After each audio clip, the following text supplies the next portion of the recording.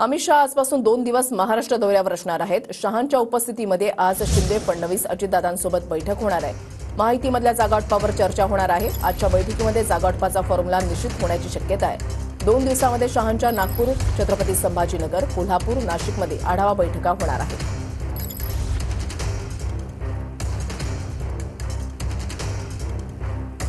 विधानसभा निवडणुकीच्या पार्श्वभूमीवर अमित शहा 2 दिवस महाराष्ट्र दौऱ्यावर आहेत।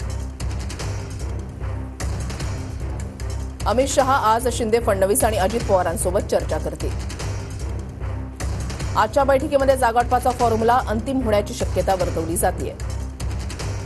सिटिंग गेटिंग फॉर्म्युल्यानुसार प्रत्येक पक्षाला विद्यमान जागा मिळणार।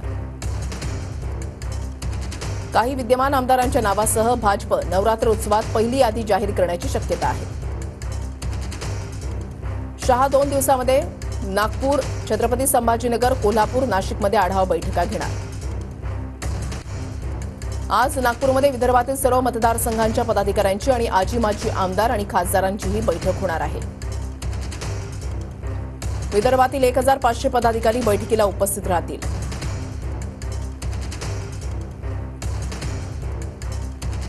अमित